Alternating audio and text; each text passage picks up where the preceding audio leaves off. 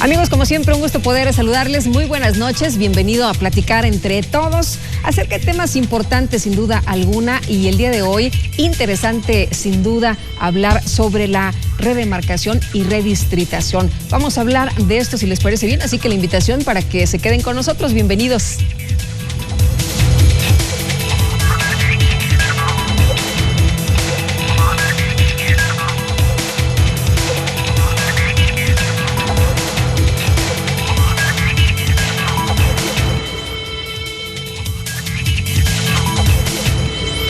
Que están con nosotros como siempre puntuales aquí en su cita para platicar entre todos. El día de hoy un tema sin duda, les decía yo, interesante, que tiene que ver con la geografía electoral del Estado de México, y me decía hace unos momentos el consejero Montes de Oca que es este tema de lo más importante y a lo mejor de lo menos conocido, así que es bueno que hablemos del tema hoy, y le doy la bienvenida a nuestros invitados esta noche, por supuesto, a Policarpo Montes de Oca. Él es el consejero del Instituto Electoral del Estado de México, que en esta ocasión nos viene a acompañar, y también al doctor esta noche que nos acompaña, el doctor que pues es investigador, profesor de la Facultad de Ciencias Políticas de la Universidad Autónoma del Estado de México, Juan Carlos Patiño. Bienvenido, muy buenas noches, muchas gracias por estar con nosotros, y si les parece bien, antes de entrar en materia, vamos a ver la siguiente cápsula.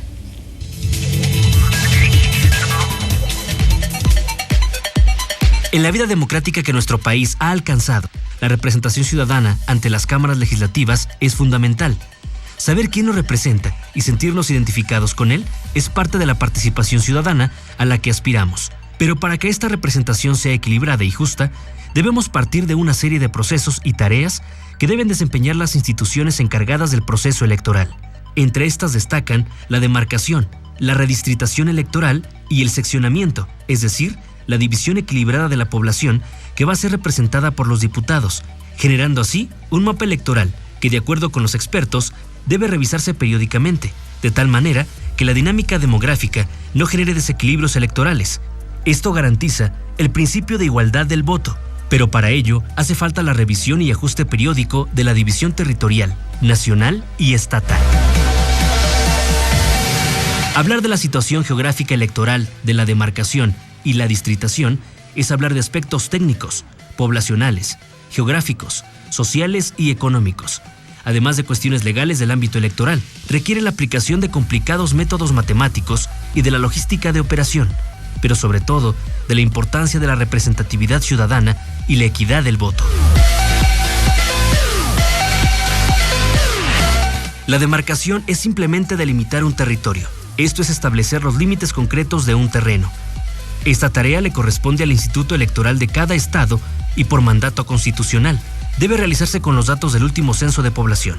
La demarcación busca mayor equidad en la población de los distritos electorales para garantizar la igualdad del voto ciudadano, y la demarcación electoral se refiere a la modificación de estos límites, con la finalidad de adaptarse a las nuevas condiciones demográficas, geográficas y de hacer más equilibrada la representación. La redistritación consiste en que la Cámara de Diputados, en la que existe un número fijo de curules disponible, adapte matemáticamente estas curules a la población total del país, la cual debe dividirse de manera tal que los ciudadanos de cada distrito queden representados por un diputado. Lo justo es que haya un equilibrio demográfico entre los distritos. De ahí que la primera tarea sea el cálculo del número ideal de habitantes por distrito. Un hecho sustancial a la democracia es asegurar que el voto de cada ciudadano tenga el mismo valor, o sea, que existe una justa proporción territorial en la integración de la representación política nacional. Bueno, y para empezar a preguntarles, ¿se ve tan difícil como es este asunto de la redistritación, de la redemarcación? Suena muy complejo. ¿Es fácil, es complejo, consejero? ¿Cómo ve usted? Platíquenos, por favor. Debiera ser sencillo. Primero, buenas noches, muchas gracias. Bienvenido una vez más. Por invitarnos a este espacio que nos permite acercarnos con los ciudadanos y explicar aquellos temas que parecieran sencillos para nosotros que estamos en el diario con estos, y sin embargo en la ciudadanía no los conoce. Efectivamente, el problema de la redemarcación, de la redistritación, del reseccionamiento, tiene ángulos y aristas de difícil solución, que no debieran de ser. Este problema de la distritación y de la redemarcación tiene ya estudios de mucho tiempo, de más de 200 años, en donde desde que los estados han pretendido ser democráticos, buscan la forma de encontrar un equilibrio entre el número de pobladores, de población, y el número de diputados ante las legislaturas correspondientes. ¿En dónde está el problema? ¿En dónde está la complicación? Y habrá que decirlo en esos términos. La complicación está en un acuerdo político. Y en este momento que estamos arrancando un nuevo gobierno federal en donde está basado en un pacto importante para resolver los problemas importantes de México, podríamos hablar también que en este momento la redemarcación, la redistritación y el reseccionamiento debería entrar dentro de este pacto para que los partidos políticos y las autoridades trabajemos de la mejor manera para alcanzar una solución a esto que es la geografía electoral. ¿Qué es la distritación? Es la forma en la como se encuentra dividida la geografía electoral de la República Mexicana y de cada uno de los estados, en donde se asienta cada uno, en donde se asienta la población en un término muy bien definido por una delimitación territorial. Debe ser fácil, debe ser más sencillo. ¿Cómo lo debemos entender los ciudadanos? Primero creo que habría que comenzar por definir qué es la geografía electoral, digamos, ¿no? Es decir, la geografía en general es una ciencia que estudia los fenómenos que ocurren en un territorio. En este caso hablamos del fenómeno electoral. Las ciudades crecen, la población se multiplica, hasta yo tengo algunos datos acá muy importantes, digamos que en 1990 en el estado éramos 9.815.000 habitantes, más o menos, y ahora somos 15.175.000. ¿Sí? Hemos crecido probablemente, es decir, casi más de un 50% de la población. ¿Sí? La reforma, la distritación no se hace desde 1996. ¿No?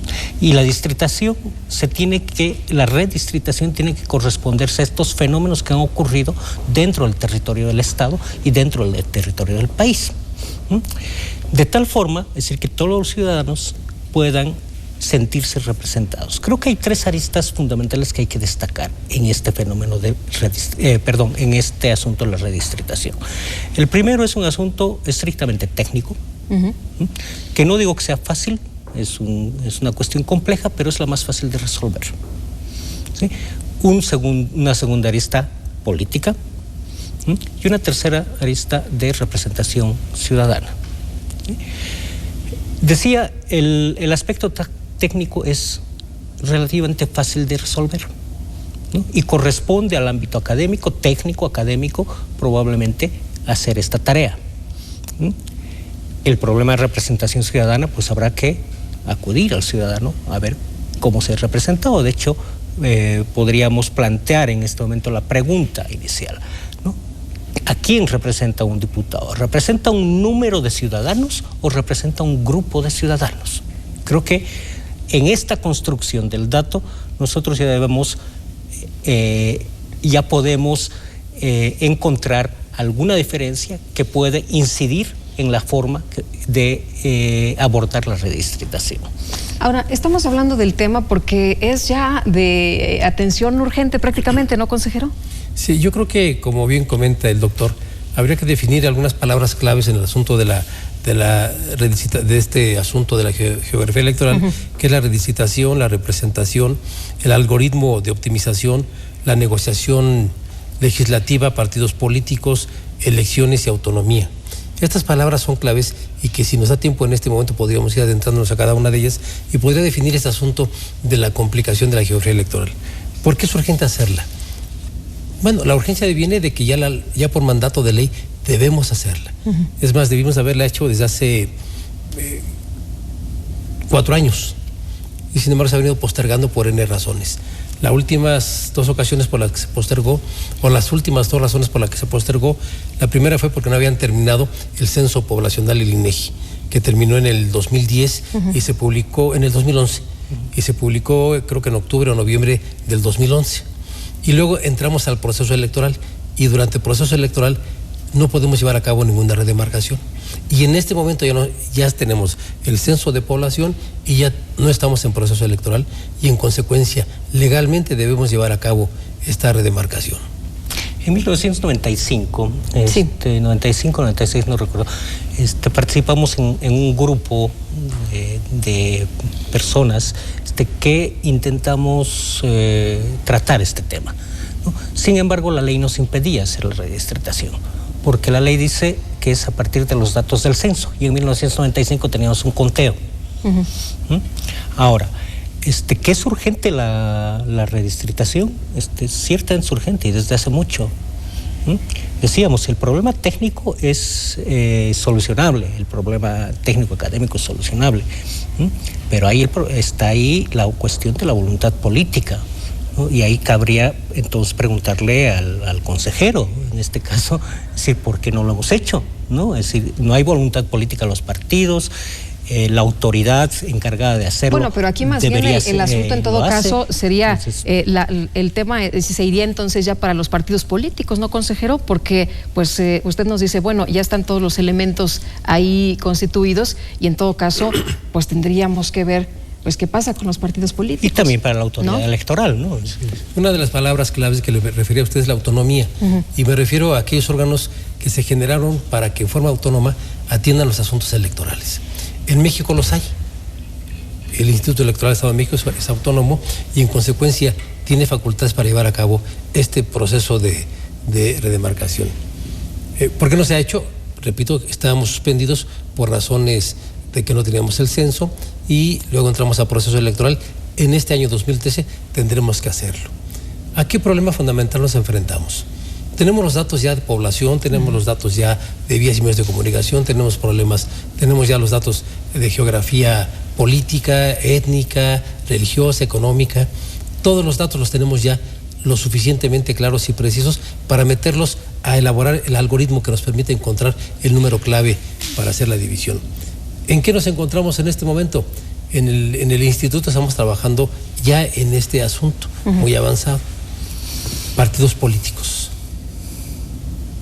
¿Qué complicación representa para los partidos políticos una modificación a la geografía electoral? Llámele usted redistritación o llamémosle reseccionamiento o redemarcación. El problema se da porque los partidos políticos de alguna manera tienen ya identificada su labor política en la forma geográfica que tenemos en este momento. También tienen identificados ya a su clientela política y que de alguna manera les interesa mantener las cosas como están. A unos, a un partido político o a dos partidos políticos, y a otros no les interesa. Cuando nos enfrentamos a estos intereses de un partido político que pretenda preservar cómo está la geografía electoral frente a otro que pretenda modificarlo porque ya no le conviene, nos enfrentamos nosotros a esos intereses. Nosotros como autoridad deberíamos de hacerlo, llevar a cabo este trabajo y desde luego concertarlo con los partidos políticos, y si no alcanzamos a concertar con los partidos políticos, podamos nosotros tomar la decisión de cuál debe de ser esta nueva geografía electoral. Pero ¿qué sucede? Para llevar a cabo esto tenemos que llevar reuniones con los partidos políticos, reuniones que se hacen constantes y permanentes, pero que se vuelven muy tediosas, porque al amparo de los intereses de los partidos políticos van impidiendo el desarrollo de estas actividades del instituto, y no de este, sino de cualquier otro instituto. Ese es el conflicto frente a los partidos políticos. Doctor, ¿qué tal la respuesta de la autoridad?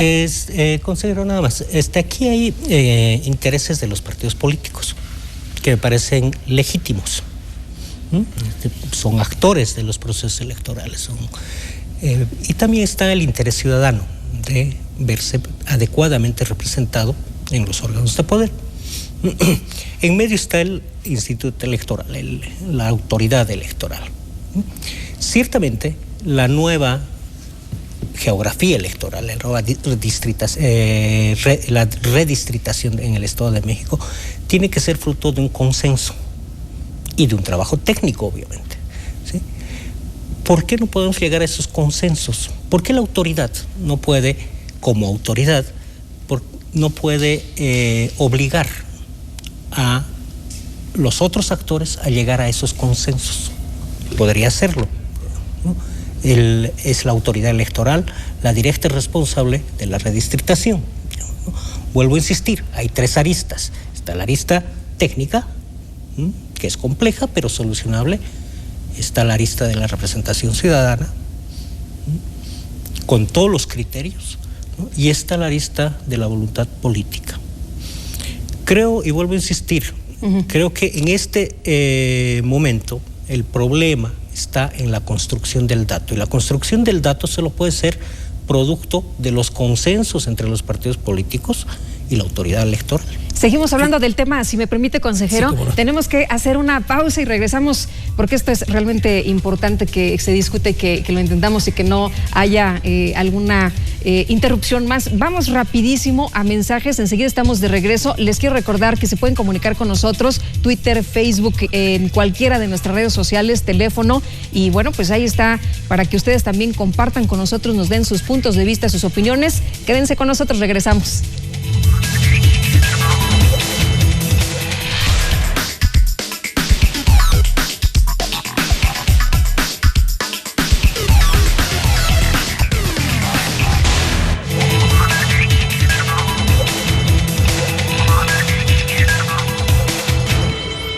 Más allá de las elecciones, en el Instituto Electoral del Estado de México seguimos trabajando para formar mejores ciudadanos, desarrollando actividades para promover y difundir la cultura política democrática y la educación cívica, a través de cursos, talleres, conferencias, consulta y publicación de libros, atención a partidos políticos, jornadas cívicas para la promoción de valores y derechos humanos, sesiones de Consejo General y de comisiones, impartición de las maestrías en Administración y Derecho Electoral, y ahora de la especialidad en Derecho Procesal Electoral. IEM, Instituto Electoral del Estado de México. Haz lo tuyo. Detrás de tu voto hay buenas noticias. Un programa del Instituto Electoral del Estado de México.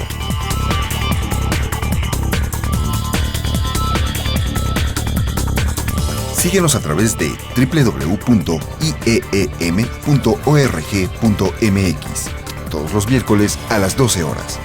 IEM, Instituto Electoral del Estado de México. Haz lo tuyo.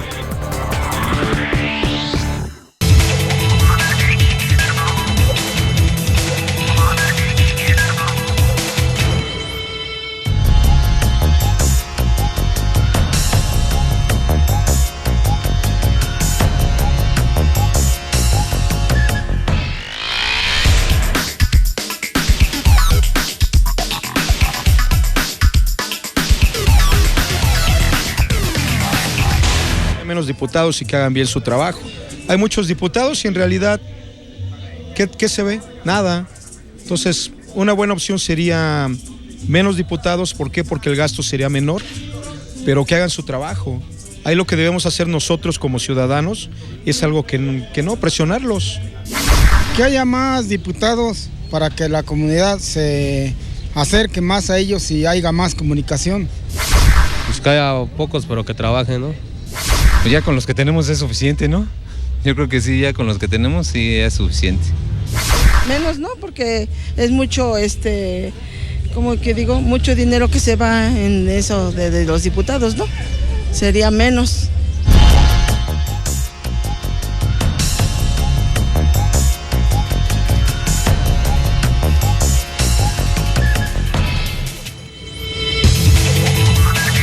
Estamos de regreso, qué bueno que continúan con nosotros y nos quedamos con la respuesta del consejero para pues hablar del tema de los consensos. Adelante. Sí, el doctor hace bien en referir 3 aristas, la primera que es la técnica y la segunda la de representación y al final la política. Las 2 primeras, de mayor o menor manera, ya están resueltas en el instituto. Ya tenemos los datos suficientes para poder pasar al capítulo del consenso, que es en el que estamos trabajando ya en el instituto. Realizar estos consensos que nos permitan encontrar el mejor camino para llegar a la redemarcación. ¿Cuándo tenemos que hacerlo? Nos preguntabas en este espacio. Tenemos que hacerlo este año. Debe quedar resuelta este año. Quizá a más tardar a mediados de agosto o principios de septiembre debe quedar resuelto este asunto. Y será derivado únicamente del convencimiento de los partidos. Nos preguntaba también el doctor, bueno, ¿y si no hay consenso? ¿Podremos hacerlo las autoridades? Claro que tendremos que hacerla. El buscar los consensos no significa por necesidad que tengamos que hacer lo que quieren los partidos políticos. El consenso es buscar el mejor acuerdo entre los partidos políticos. Y si no lo alcanzamos, tener la suficiente autonomía y la suficiente autoridad como para determinar cómo debe quedar esa nueva geografía electoral para que haya una mejor representación en las legislaturas con los diputados. Doctor, en el tema de la política se está trabajando. Sí. Quisiera retomar la palabra del consejero en este sentido, cuando dice hay que tratar de lograr el mejor consenso. Creo que ahí está la clave. No hay una distritación mejor ni peor, ni va a haberla. No hay un único método de redistritación, incluso si vamos al área técnica. Existen propuestas razonables, consensadas, y eso es a lo que nosotros tenemos que tender. Se tiene que tender. A veces nos olvidamos de que los partidos políticos son un bien público. El órgano electoral es un bien público que responden ambos a los ciudadanos. Yo no soy de los que cree que los partidos políticos son el mal que hay que soportar en la democracia. Creo que los partidos políticos son las organizaciones importantes y pilares de nuestra democracia y de nuestro desarrollo democrático, ¿no? Y son efectivos en la medida en que respondan al ciudadano. En este caso, los ciudadanos están pidiendo a los partidos políticos que se pongan de acuerdo en los criterios de redistritación. ¿Para qué ponerse de acuerdo en los criterios de redistritación? Para que el ciudadano se sienta mejor representado. Y vuelvo a plantear lo que planteaba al principio de la conversación.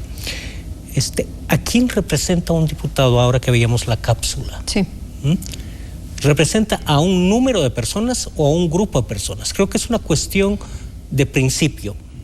Saber, representa un número de personas que es un todo heterogéneo, muchas personas, profesionistas, ricos, pobres, flacos, gordos, etc. O representa un grupo de personas que tienen intereses comunes, que podría ser el criterio étnico, por ejemplo.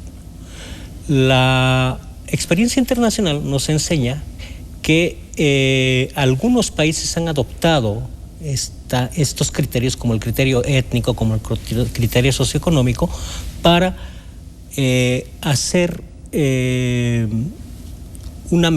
para lograr una mejor representación ciudadana.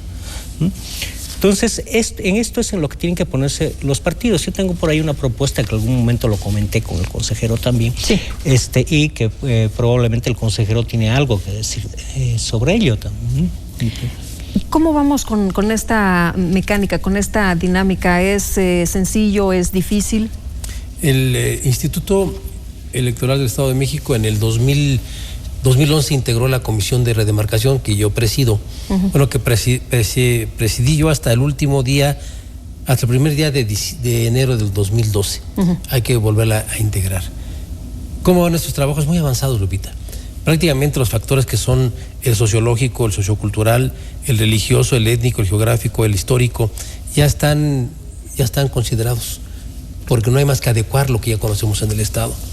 Tenemos desde luego que ver la concentración de la población, la dispersión de las localidades y los medios de comunicación, que también ya están considerados.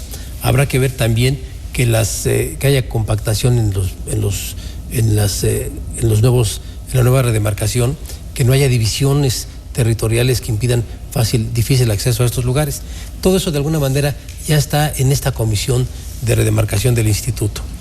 Estamos por terminar el último trabajo, que lo someteremos ya a la consideración de los partidos políticos para entonces sí obtener ese consenso respecto a estos factores que refería el doctor, que ya están atendidos. El debate está interesante, pero las personas que nos ven, que están ya siguiendo el tema y que se están involucrando, pues seguramente también preguntarán, bueno, ¿y a mí en qué me impacta? ¿A mí me perjudica? ¿A mí me beneficia? ¿A mí esto de la redistritación, de la demarcación? Pues ¿para qué me sirve, doctor? Lo decíamos hace un momento, es decir, la redistritación tiene un propósito, que es una mejor representación ciudadana. Por eso hablaba hace un momento de que primero tenemos que definir qué es lo que está representando un diputado. Si es un número de personas, es muy sencillo. Entonces dividimos todo el Estado entre el número de diputados y ya solucionamos el asunto. ¿No? De hecho, el criterio demográfico, el criterio territorial, es decir, lo más simple, digamos, de incorporar a la cuestión técnica, a la distritación. Sí, se divide la población. Se divide la población y ya. Entre los 45 distritos sale un número. 300 y tantos mil ciudadanos. Pero ¿cómo cambia? ¿Cómo cambia la realidad de los ciudadanos? ¿En qué los perjudica o en qué los beneficia este cambio? En que se sientan mejor representados. ¿Ah, sí? Sí. ¿La igualdad es lo que estamos buscando? ¿El equilibrio? El equilibrio. Por un lado, el equilibrio, ¿sí?, entre los distintos intereses que existen en el Estado y entre los distintos grupos de ciudadanos. Por eso yo insistía, es decir, el diputado no debería representar solamente un número de ciudadanos, sino un grupo de ciudadanos con intereses comunes.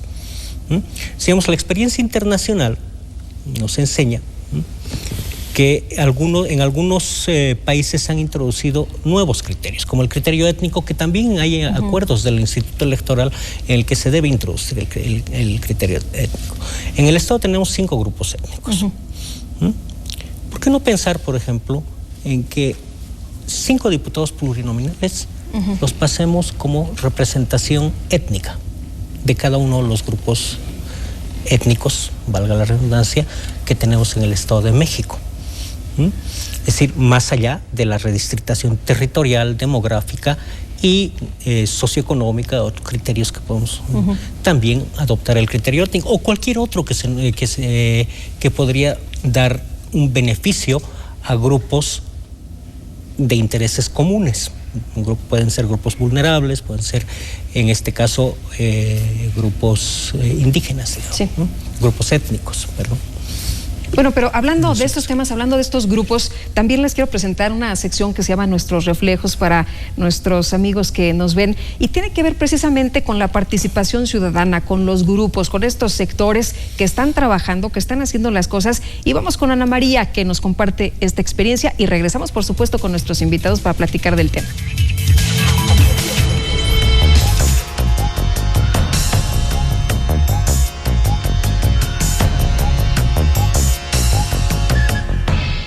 En el 1988 que surge este grupo, buscábamos fundamentalmente el poder tener una idea más clara de cómo se construye la paz social a través de la primera maestra de paz, que es la familia. Estuvimos trabajando en los primeros años conjuntamente con la Universidad Autónoma del Estado de México, de manera muy cercana con la maestría en Estudios para la Paz y el Desarrollo, y fuimos encontrando en los padres de familia, en las madres de familia que nos hicieron favor de acompañarnos, las posibilidades de ir centrando nuestra atención en la interrelación que se da de padres a hijos, de hijos a padres y de manera horizontal con los tíos, con los primos, etcétera. Y fuimos encontrando que había muchas áreas que teníamos que tocar, entre ellos la educativa. La sociedad en su conjunto tiene muchas repercusiones sobre el análisis que se puede hacer de la construcción de la paz al interior. Ustedes han estado escuchando que el primer punto de referencia que el presidente de la República ha tocado es la construcción de la paz. Para nosotros ha sido una labor de 14 años poder encontrar un significado no solamente a la paz social, sino a la paz trascendente, que es la paz que cada uno de nosotros llevamos en nuestro interior. Y con las personas de tercera edad, por ejemplo, estamos tratando de construir la paz a través del grupo Amigos Jubilosos, que tiene 12 años de existencia y que es una red humana que de manera muy cordial y muy entusiasta se reúnen los jueves en la Concha Acústica. Los viernes 1000 jóvenes se reúnen a bailar en Viernes Juvenil, y las personas, las amas de casa, que quieren también encontrar elementos para un sustento de sus hijos, pues se reúnen con nosotros también, ya sea en Costureras por la Paz, que es un taller de autoayuda o en Sociedad de San Jorge, que es un grupo vecinal. Todas estas alternativas están sobre la mesa para poder construir la paz social. Cada vez más encontramos que la gobernabilidad en estados-nación tan complejos como es el nuestro, como es nuestro México, requieren de la acción individual para poder ser eficientes y para poder ser realistas. Cada persona, cada familia, cada individuo, cada profesionista tiene expectativas que no se pueden llenar por sí mismos o a través de las acciones gubernamentales solamente, sino a través del grupo de pares que de manera responsable desarrollan una actividad cívica para poder construir entre todos, como es el nombre que ustedes le dan, entre todos, el país que necesitamos. En primera instancia, desearles que este 2013 sea un año de mucha paz, de mucha salud, de mucho amor, que las posibilidades que cada uno de los telespectadores que están ahorita viéndonos tengan de poder convivir con los demás, de poder abrir su corazón y entregar todo lo que tienen para sí mismos y para los demás, es fundamental para lograr en este 2013 el inicio de una nueva imagen de México al mundo. Agradezco infinitamente la oportunidad que ustedes nos brindan de poder llegar a esta audiencia tan grande y pues invitarlos para que se unan a nuestras acciones y a nuestras causas, que son absolutamente gratuitas y que ojalá y tengamos la oportunidad a través de ustedes de poder llegar a muchas personas que no nos conocían antes.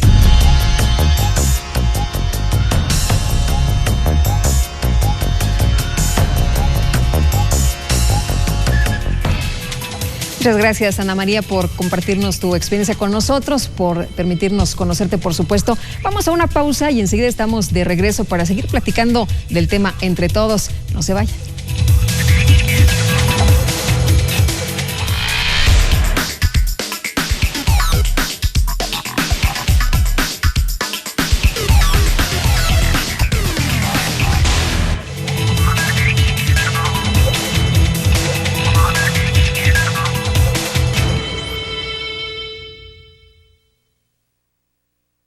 Más allá de las elecciones, en el Instituto Electoral del Estado de México seguimos trabajando para formar mejores ciudadanos, desarrollando actividades para promover y difundir la cultura política democrática y la educación cívica, a través de cursos, talleres, conferencias, consulta y publicación de libros, atención a partidos políticos, jornadas cívicas para la promoción de valores y derechos humanos, sesiones de Consejo General y de comisiones, impartición de las maestrías en Administración y Derecho Electoral, y ahora de la especialidad en Derecho Procesal Electoral. IEM, Instituto Electoral del Estado de México. Haz lo tuyo.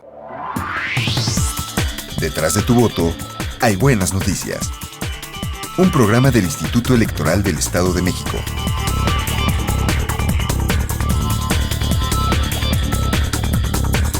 Síguenos a través de www.ieem.org.mx todos los miércoles a las 12 horas. IEM, Instituto Electoral del Estado de México. Haz lo tuyo.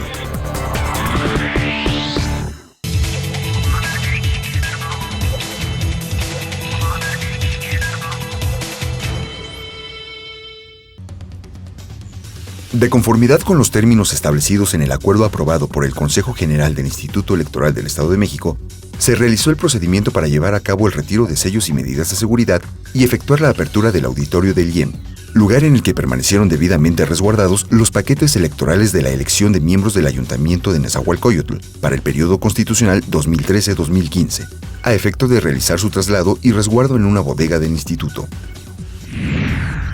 El Centro de Formación y Documentación Electoral del IEM prepara el primer coloquio de investigación en Derecho Electoral y el primer coloquio de investigación en Administración Electoral, orientados a consolidar la formación de los alumnos que cursan los posgrados que imparte el Instituto Electoral del Estado de México, para formar especialistas e investigadores en materia electoral y dotarlos de elementos que redunden en generar una mayor autonomía intelectual, a través de una vinculación directa con sus asignaturas metodológicas, por lo que los contenidos de estas materias se han actualizado.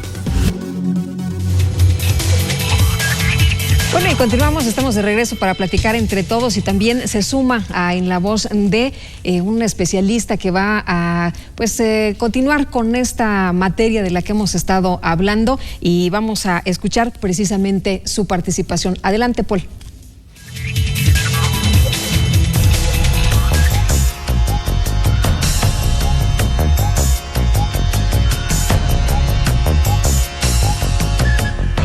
La dinámica social, el crecimiento poblacional, la expansión demográfica es la variable antecedente de una redistribución local periódica. El Estado de México fue la entidad con mayor crecimiento poblacional en términos absolutos entre el 2000 y el 2010. 2.1 millones de mexiquenses se agregaron en estos años, lo cual nos habla de una población sumamente activa, dinámica y plural. Por ejemplo, el Distrito Federal fue de las entidades con menor crecimiento poblacional en términos absolutos en estos mismos años. El Estado de México cuenta con una población plural, donde 37% de la población de 15.2 millones de habitantes es gente que no nació en el Estado de México.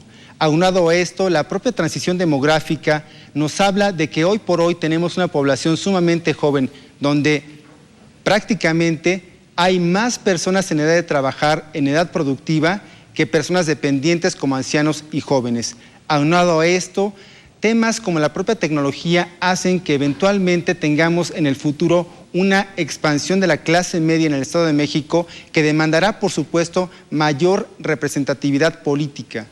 Esto es muy interesante porque también debemos de recordar el caso del gerrymander o la figura de la salamandra. El caso fue que en 1811 el entonces gobernador de Massachusetts promulgó una ley en la que beneficiaba a los distritos electorales demócratas en detrimento de los federalistas que habían obtenido 2/3 partes de la votación efectiva y fueron subrepresentados.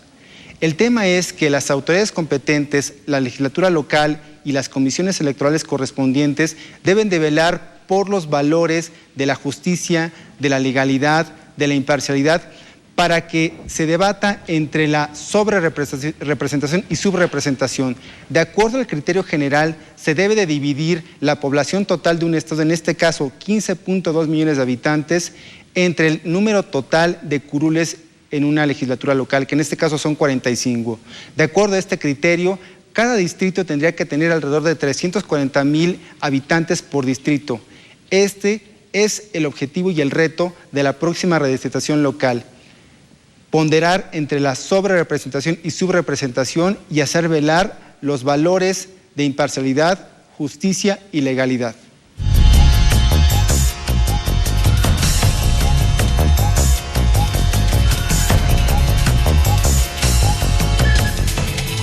Continuamos y muchas gracias a Paul por esta participación. Consejero, quedaba aquí en la mesa, el doctor Patiño ya lo establecía, por qué no se hacía la redistritación con base en algunos sectores de la sociedad. Y bueno, quedábamos en que usted iba a platicar también de este aspecto. Creo que la pregunta se inicia con tu pregunta precisamente de que para qué sirve al ciudadano la representación o la redemarcación o la redistritación.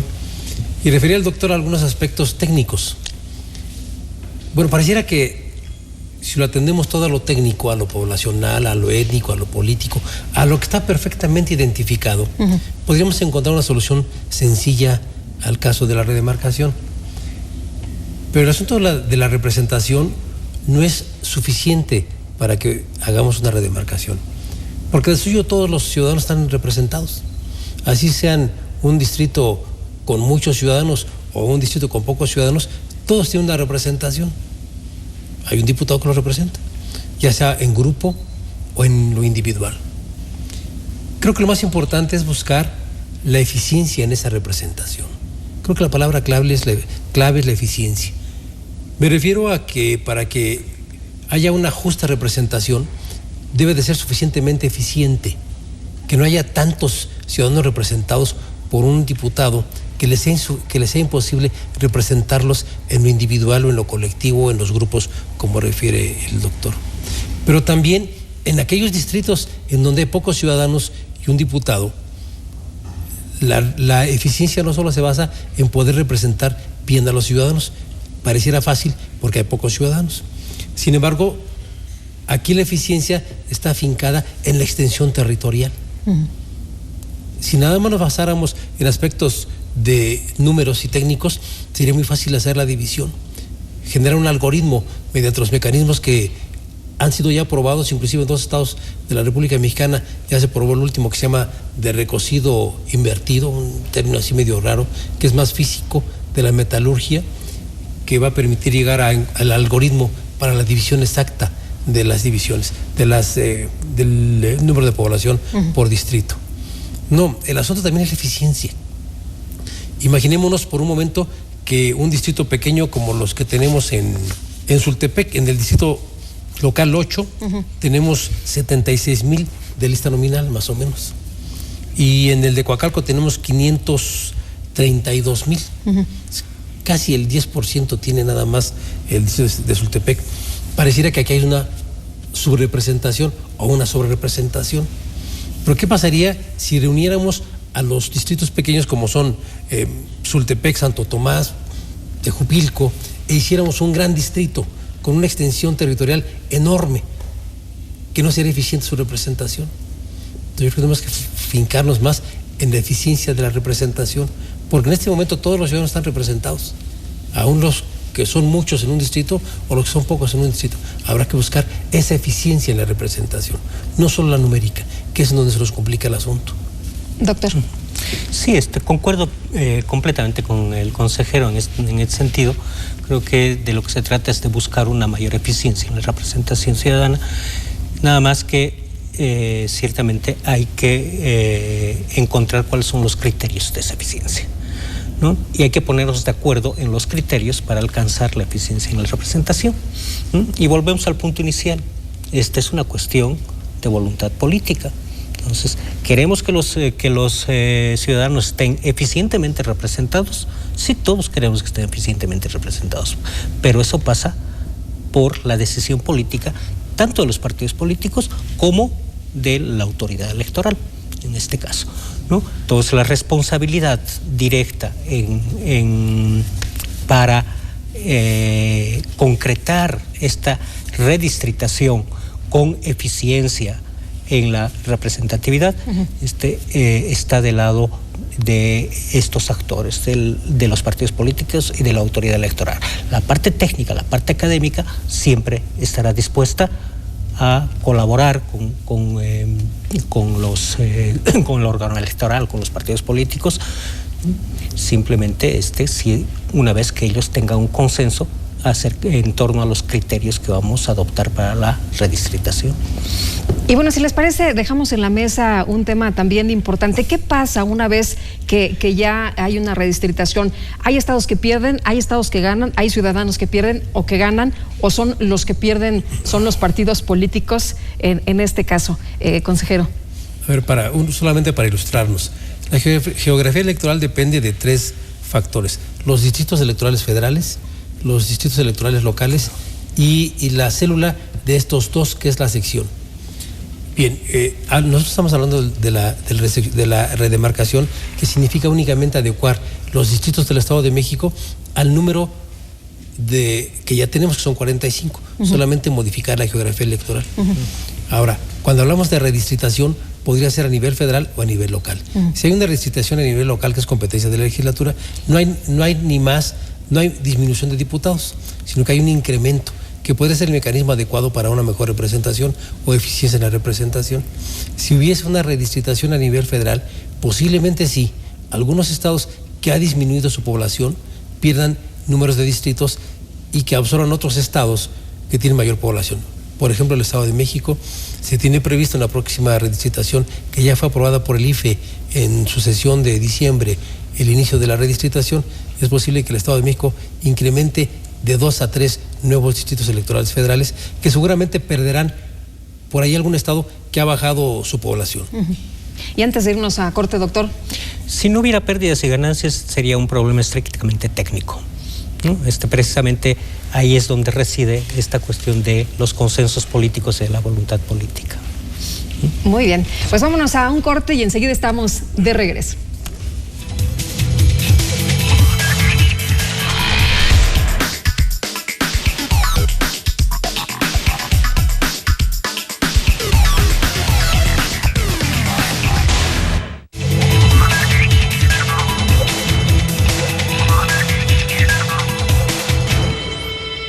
Más allá de las elecciones, en el Instituto Electoral del Estado de México seguimos trabajando para formar mejores ciudadanos, desarrollando actividades para promover y difundir la cultura política democrática y la educación cívica, a través de cursos, talleres, conferencias, consulta y publicación de libros, atención a partidos políticos, jornadas cívicas para la promoción de valores y derechos humanos, sesiones de Consejo General y de comisiones, impartición de las maestrías en Administración y Derecho Electoral, y ahora de la especialidad en Derecho Procesal Electoral. IEM, Instituto Electoral del Estado de México. Haz lo tuyo. Detrás de tu voto hay buenas noticias. Un programa del Instituto Electoral del Estado de México.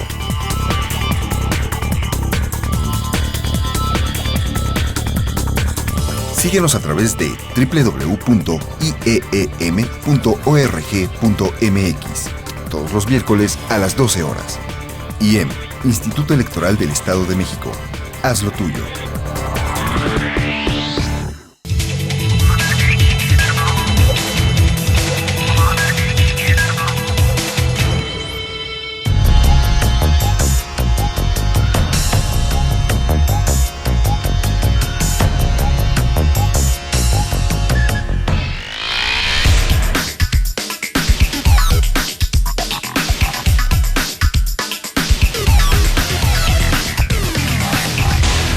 Ay, pues que sean honestos, ¿no? Que de veras cumplan lo que ellos dicen y lo que ofrecen, ya que la gente confiamos en ellos y les damos el voto, pero a manos cerradas.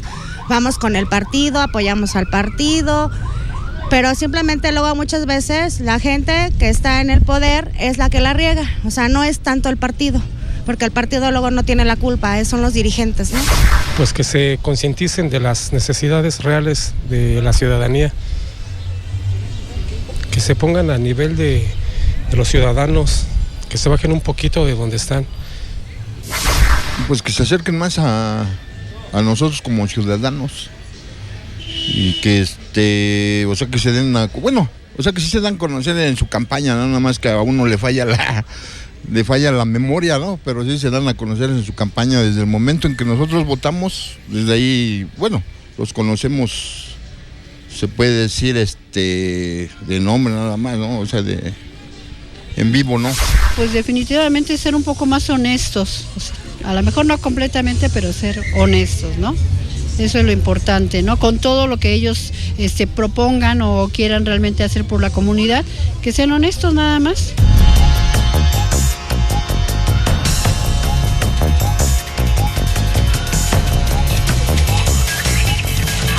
Bueno, y ahí la opinión y las múltiples voces de nuestros amigos que hablan precisamente de estos temas que nos involucran a todos. Y para seguir entre todos, vamos a conocer lo que dicen los ciudadanos del futuro.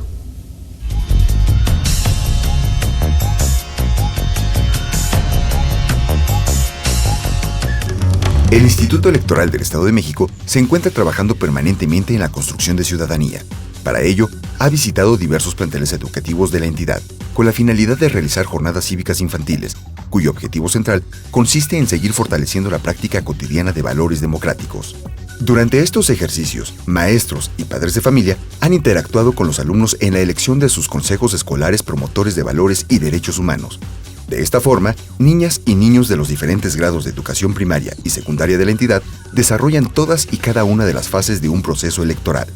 Esto es lo que opinan los alumnos y profesores de las distintas escuelas sobre la participación ciudadana y la importancia del voto. Pues que es un derecho que tenemos. Saber elegir las cosas que son mejores para una escuela o diferentes cosas. Porque podemos saber las propuestas de cada partido. Para votar por los valores y los derechos de los niños. Pues para irles forjando pues esos hábitos y esas costumbres, ¿no? Pues porque es una manera de expresarnos, ¿no?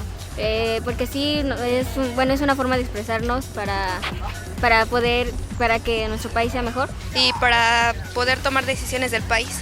Votar por nuestros valores y derechos. Y es muy significativo para ellos porque van aprendiendo lo que es real lo que ya no es un juego y lo que sus papás también hacen. Tendríamos un derecho y aprenderíamos más cuando seamos grandes. Porque con eso podemos tener un mejor país. Así toman en cuenta nuestras decisiones para saber quién va a ganar y quién opinamos nosotros. Para cuando seamos grandes estemos acostumbrados a votar. Es para darles una buena formación a los pequeñitos, para inculcarles el hábito de la democracia. Para poder elegir nuestros candidatos. Para que podamos elegir lo que nos convenga. Pues para el bienestar de la escuela y todo lo que queremos ser, ¿no? Para nuestros estudios y eso. Porque es nuestro derecho. Porque así podemos saber qué hacer cuando seamos grandes, seamos mayores de edad. Para hacer valer nuestros derechos a decidir. Porque ahí puedes decidir lo que preferimos. Y desde pequeños tengan buenos cimientos y así cuando ya sean grandes sean mejores personas. Para hacer valer nuestros derechos. Con el firme propósito de contribuir al fortalecimiento de la cultura política democrática y a la construcción de ciudadanía, en el IEM seguimos trabajando.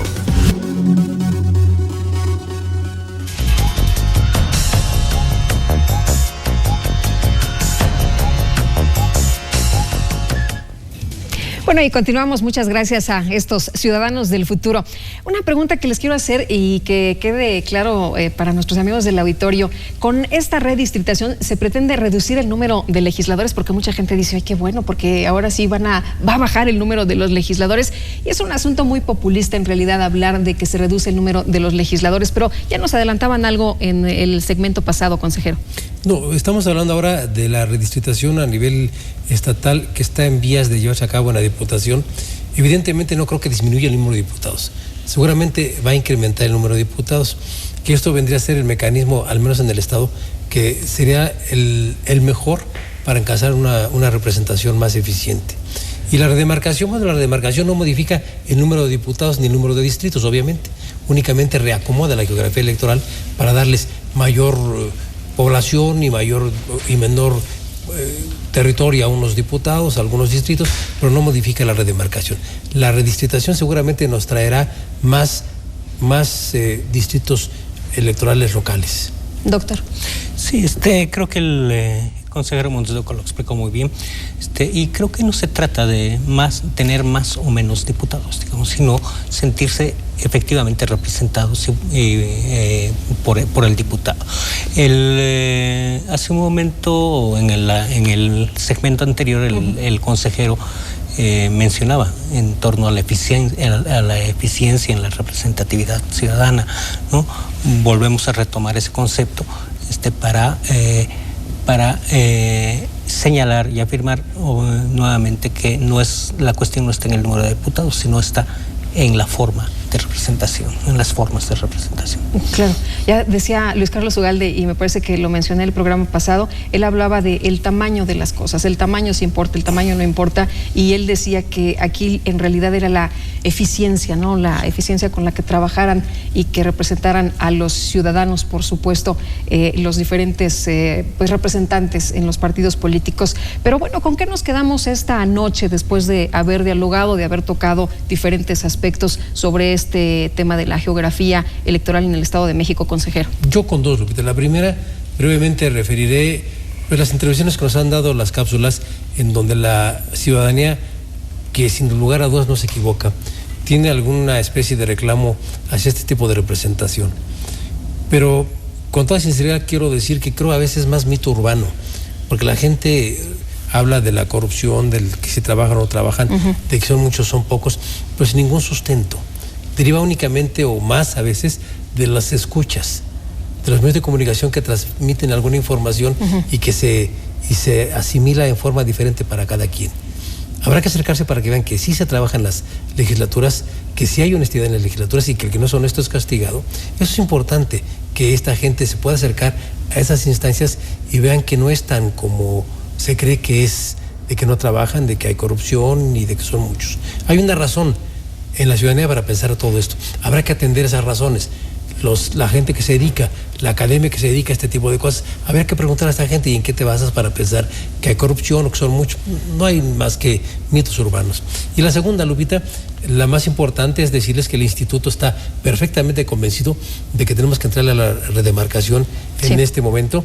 Evidentemente tenemos algunos factores que tendremos que atender. Uno que nos rebasa es pensar si a nivel federal va a haber regionamiento y redistritación, que ya está aprobado por el Instituto Federal Electoral, y la segunda, en que la Diputación local lleva a cabo una redistritación. Si esto se llevara a cabo, ¿qué es lo mejor?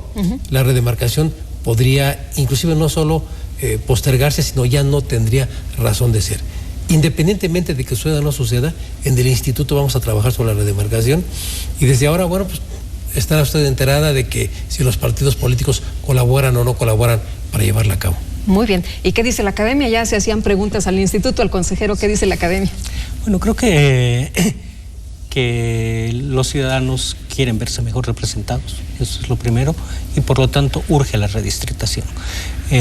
Sorprende gratamente todo lo que ha dicho hoy el consejero Montes de Oca, es decir, que nuestro órgano electoral está ocupándose de eso, está preocupado y ocupándose de eso. Esperemos que pronto podamos volver a retomar el asunto ya con algunas cuestiones más palpables en el problema de la redistritación. Y lo segundo que tomaría es volver a lo que decía la eficiencia en la representación, el que decía el diputado Montes de Oca, nada más que yo le añadiría, no solamente es eficiencia, es efectividad y eficacia en la representación. Pues les aprecio mucho a los dos que nos hayan acompañado y que nos hayan hablado del tema para tratar de entender un poco más acerca de esto y para discutirlo, seguirlo discutiendo entre todos. Consejero, muchas gracias. A ti, Lupita, muy muchas amable. Gracias, muy amable. Y doctor, muchas gracias también por estar con nosotros. Gracias. Muy buenas noches, que la pasen muy bien, y ustedes también, muchas gracias y muy buenas noches.